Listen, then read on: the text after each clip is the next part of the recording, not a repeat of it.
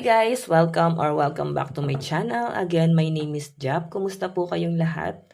Ayan, medyo malat pa rin ako guys. Pero kahit papano, hindi na ako inuubos. So maraming salamat sa mga nag-aalala, nagme-message pa sa akin na sana daw gumaling na ako. Thank you guys, no? And pag wala akong upload, talagang ang dami din nagchat-chat sa akin. Hindi ko na nga ma-replyan yung iba. Pasensya na guys. Ayan. Pinipilit ko na rin naman gumawa kahit may sakit. Okay, so guys, kanina bang love reading to masasagap natin? Pero bago tayo mag-start, ayan, sa mga interesado pala sa ating private reading, wishing candle, cord cutting, iiwan ko na lang po yung link ng aking Facebook sa atin pong description box below, or pwede nyo ako guys i-direct message sa akin pong Facebook, Jade Tarot. Okay, Jade Tarot. J-A-D-E Tarot. Okay. And maraming salamat din po pala guys, no, sa mga nagpapa-private reading. Ayan, thank you. And sa mga nagdo-donate at nagbibigay din ng tip. Thank you. Grabe, ang laking tulong nito guys na para mag-grow pa yung ating channel. Ayan, baka makabili na ulit ng bagong tarot. Tagal lang hindi natin napapalitan yung tarot na parang hanggat hindi siya naluluma talaga, hindi natin papalitan eh. Ayan, so thank you. Tignan natin kanino bang love reading itong masasagap natin.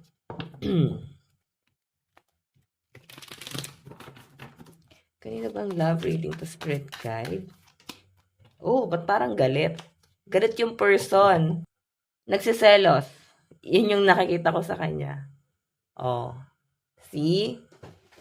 Baka di ka aware. Biglang mainit ang ulo niya. Kakausapin mo lang biglang galit. Nagsiselos to si person. Yan yung taong iniisip mo ngayon, nagsiselos, nasasaktan, mainit ang ulo, iniiwasan ka, hindi ka kinakausap. Okay, tignan pa natin.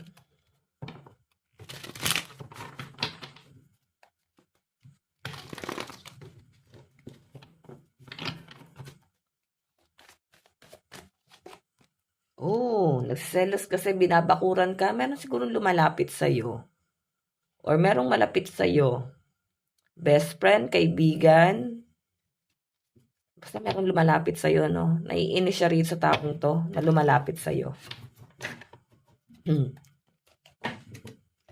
May nakikita akong mga dito, parang may nanonood sa ating mahilig sa pusa. Parang meron kang katabing pusa ngayon. Nasi-channel ko lang guys, na sorry. Ayan. So may pinagsiselosan si person mo kaya siya nagagalit sa inyo. Or pwedeng manliligaw mo to or nagkakagusto sa'yo. Pwedeng naiinis siya kasi may nagpapapansin sa'yo. Ayan. Tingnan pa natin. Okay. Meron tayong 5 of Swords. Hindi mo nararamdaman? Manhid ka ba? Yun yung nakikita ko, natatawa ako sa reading natin ngayon. Ba't hindi mo ito nararamdaman?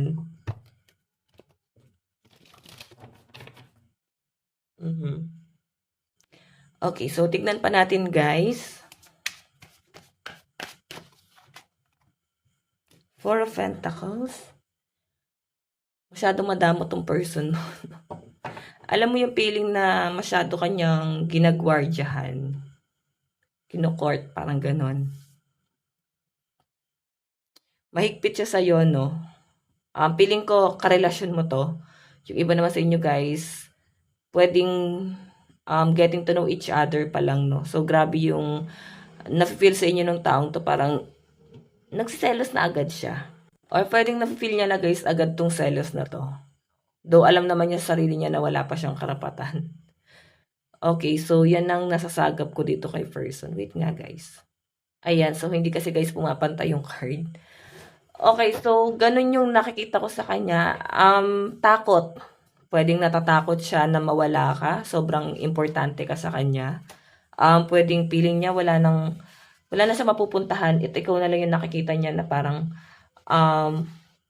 mauuwian niya. Ganun yung nasasagap ko, no? Kung karelasyon mo na to. Pero kung yung iba rito, guys, pwedeng mahal ka talaga ng taong to. Ayan. So, titignan pa natin at yung energy ni person. So guys, meron tayong ear sign. Ang lakas ng energy ng ear sign, no? Aquarius, Gemini, Libra, Aries, Leo, Sagittarius, Capricorn, Taurus, Virgo. Okay, nasa ba yung card natin? Okay. Titignan natin. Okay, energy ni person, ano yung nararamdaman niya sa'yo?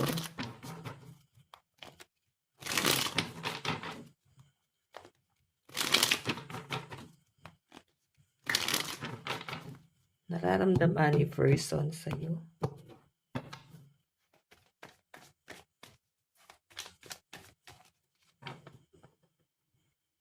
Okay. Suka natin. Nararamdaman mo kay person?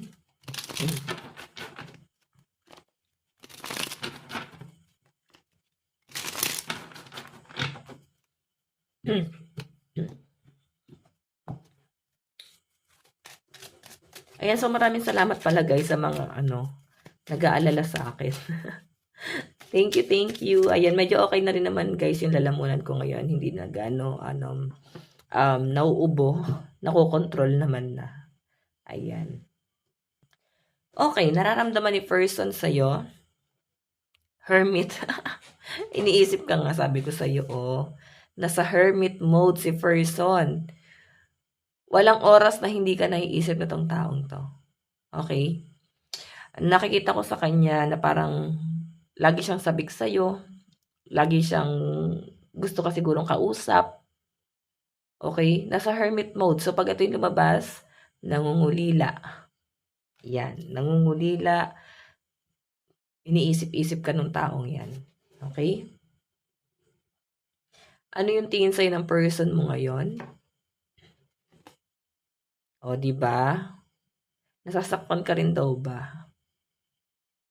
Nahihirapan ka rin daw ba sa sitwasyon yung dalawa? Siya kasi iniisip ka niya eh. So, napapatanong siya rito guys. Ikaw, ano yung nararamdaman mo? Ano yung nararamdaman mo sa kanya ngayon? So, feeling ko nag-i-imagine siya na nasasaktan ka ngayon. Pero baka naman talaga, titignan natin sa card mo mamaya, baka nasasaktan ka din. Then, bakit yung pinahirapan yung sarili nyo, no? Nahirapan si person mo, nahirapan ka din. Mahal nyo naman pala yung isa't isa kung ganon. Sige, tignan pa natin ano yung magiging action niya. Wow, Wheel of Fortune. So, gagawa na siya guys ng hakbang. Okay. Pwedeng wala kayong pag-uusap. Pwedeng kaya siya ganun guys, yung energy niya kanina sa full spread natin. Kasi, siguro nakikita niya ang dami nagla-like, dami nagko-comment sa picture mo. Pwedeng gaganda or ang gagwapo ng mga minamay day mo. Nakikita niya yon. Okay? So, yung magiging action niya rito guys. Kung meron naman kayo guys pag-uusap, ang nasasagap ko naman dyan, gusto kanyang angkinin na, ayaw kanya na mapunta pa sa iba. Okay? Kasi mahal ka talaga niya. Siloso or silosa tong taong to. Ganon. So, titignan pa natin guys. Ano naman yung outcome? Kung babae ka na ko, delikado ka dito, bubuntisin ka nito. Okay? Pero kung lalaki ka, ayaw ka na talaga niyang pakawalan. So, gagawa siya ng paraan para magkaroon siya ng connection sa'yo. Okay? Ganun yung nasasagap ko rito. Pero kung ano naman guys, pwedeng gusto rin naman guys na i-improve yung sarili. Hindi lang to guys patungkol sa usaping anak. Pagbabuntis or mabuntis. Si Empress kasi guys is blessed to no pagdating sa pera. So, I think etong taong to, gusto niyang i-improve yung sarili niya. No, gusto niyang patunayan yung sarili niya sa inyo. So, ayan.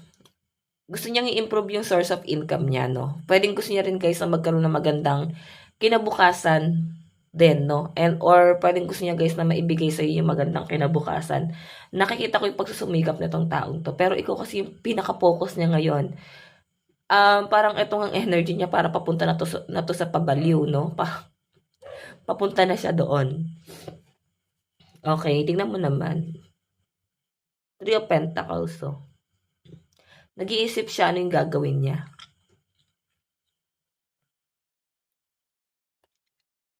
Parang puro pag-iisip 'to. Ano nangyari kay person mo? May ginagawa ka ba dito? Kasi parang ano, grabe yung pag-o-overthink nitong taong 'to sa'yo, okey? Lagi ka nito naiisip. Sobrang ano, sobrang mahalaga ka sa kanya, okey? Kung no-contact kayo guys, feeling ko sobra na yung panghuhulilan nito, hindi niya na guys kinakaya. Gusto ko na niyang kausapin guys. Ikaw, nasa iyo yan, bibigyan mo ba siya ng chance, 'di ba? So, ayan, meron tayong ear sign, Aquarius, Gemini, Libra. Kung karelasyon mo na 'to, asawa mo 'to, jowa mo, nakikita ko yung pagsusumikap niya, okay? Puwedeng hindi man guys gano'n halata na ganito yung nararamdaman niya sa inyo. Pero ano, eto yung nakikita ko dito. Eto yung nararamdaman niya talaga sa inyo. Eto talaga yung plano niya, okay? Ayan, okay. And meron tayong Capricorn, Sagittarius, Libra, Leo, Scorpio, and Virgo. Ayan, sa side ni person. Sa side mo naman, ano yung nararamdaman mo? Seven of Wands. So, kung kakausapin ka niya, wala namang issue, talagang kakausapin mo rin naman siya. Seven of Wands communication to. Hindi mo naman guys, sinasarado rin siguro yung parang sarili mo na mag-usap kayo. Pero kung magkarelasyon naman kayo guys, siguro hindi lang talaga kayo ganun open, or madalas hindi kayo nagkakaintindihan, or ikaw nahihirapan ka, no? Parang nahihirapan kang ispelengin tong taong to, nahihirapan ka na intindihin ano yung tumatakbo sa isip niya. Seven of Wands kasi. So, minsan parang hindi naman kayo nag-uusap ng maayos, or tahimik lang siguro tong taong to. Di mo alam kung ano yung iniisip niya sa'yo. Okay, siguro itong nararamdaman niya na to, hindi mo yan nararamdaman sa kanya. O tabi, itong nararamdaman ng person na to, hindi mo yan nararamdaman sa kanya kasi hindi mo naman to nakikita sa kanya. Parang taliwas sa action niya. Hindi mo ka kasi alam kung ano yung tumatakbo sa isip niya eh. Yun yung nararamdaman mo sa kanya. Ano yung isip nito? Parang ganun. Tingnan pa natin. Ano naman ang tingin mo kay person? Ace of Swords. Matalino. Maraming koneksyon, maraming alam. So, parang marami ka rin nare-realize, no? Pagdating dito sa connection yung dalawa. Yun yung nasasagap ko dyan. Ace of Swords. So, maano din to guys, no?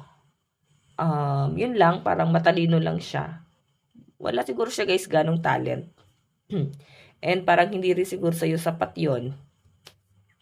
Parang gusto mo rin siguro ng may talent or madiskarte. Ganyan. So, titignan natin guys, ano naman yung action mo. Three of Chalice, Three of Cups, celebration. Wala kang magiging action kasi parang go with the flow ka lang. Kung ano lang yung mangyari. So, parang susunod ka lang sa agos ng buhay, or susunod ka lang sa kanya. Ayan. Inaamoy pa akong pagkain. May nagluluto siguro, no? So, yun yung nasasagap ko rito, guys. Masayahin kang tao. Hindi ka para mag-demand pa ng kung ano-ano sa kanya. Medyo manhid nga talaga yung nararamdaman ko sa'yo. Nonchalant. Ganyan.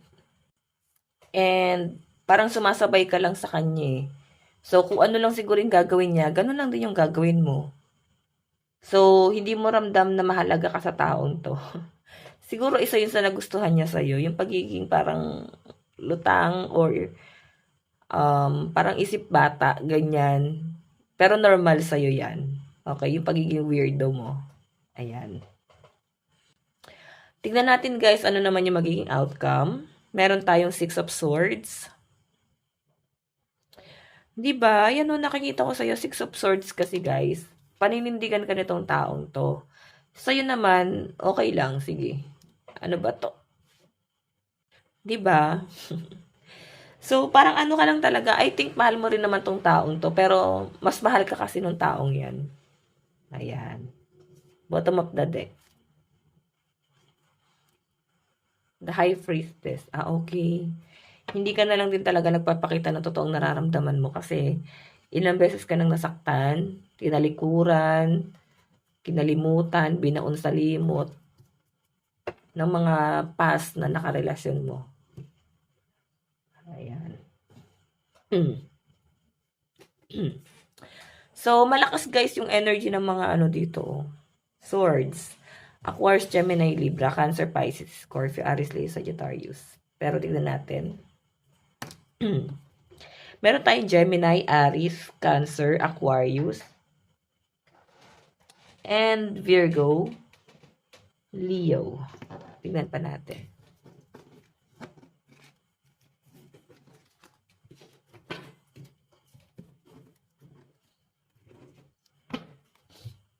Okay.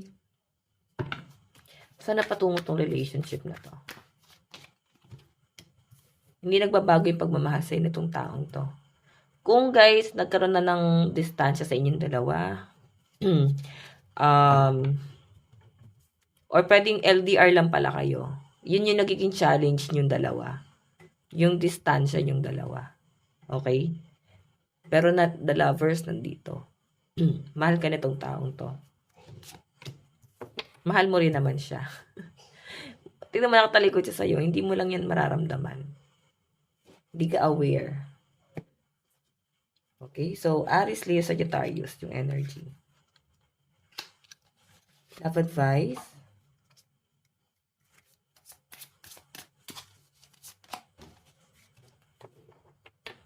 Spiritual maturity. Ayan. Okay, so feeling ko guys, parang isip bata lang yung panlabas nyo. Pero sa loob nyo naman guys, nasasagap ko na parang parehas kayong matured. Okay? Kahit ang tingin ng mga tao sa inyo parang hindi seryoso sa buhay. Feeling ko ganun yun na lang guys, kadaling i-handle din yung problema. Parang hindi nyo na guys binibig deal. Okay? So, yan ang nakikita ko dyan guys. Tignan pa natin. Okay, kuha tayo ng card. Mensahe sa'yo ng person mo. Mensahe sa'yo ng person mo. Meron tayong I'm not available. So, siguro, ayan, kung nagsiselos ka, lagi niya sinasabi na hindi na siya available, sinasarado niya na yung puso niya sa ibang tao. Kasi ikaw lang yung gusto niya. I feel you leaving me behind. Kasi nga parang nonchalant ka lang. Para ka lang walang pakialam. So, ramdam niya na parang hindi mo siya gusto. Parang feeling niya iiwan mo rin siya pagdating ng araw. Ganyan yung nakikita niya sa inyo. Okay? We need to let each other go. Oh! Naku, dumating ba kayo sa point na kailangan yung i-let go ang isa't isa? Or meron kayong dapat i-let go? So, siguro yung dapat yung i-let go, kung hindi nyo kayang i-work out, kasi nga parehas kayong ganito, oh. Mahal nyo naman yung isa't isa, pero parang hindi kayang ipaglaban. Siguro dahil sa culture, or pwedeng may karelasyon na. Pwedeng may iba na pala siya. Pero ikaw yung gusto niya, pero kailangan nyo munang i-let go. Or baka meron kayong issue na kailangan nyo munang unahin muna yung problema na yon.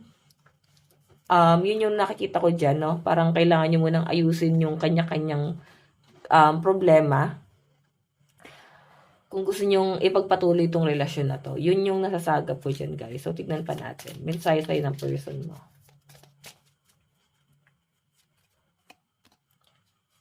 I want to tell you how I feel. So, tahimik lang kasi to, no? Hindi siya ganun open sa inyo. So, yun yung nasasagap ko sa kanya, guys. Oh. Diba sabi ko sa inyo, I left when I saw you with someone. Pwede ka babata mo to. Baka ina-stalk ka niya. Or pwedeng kakilala mo na. Pwedeng matagal mo nang kilala din. Pwedeng old lover, puppy love, tapos biglang nagtagpo ulit. Then, eto siguro yung sitwasyon nyo na ngayon. So guys, ito lang pong inyong daily love reading. Bukas po ulit. God bless and love you all. Bye-bye.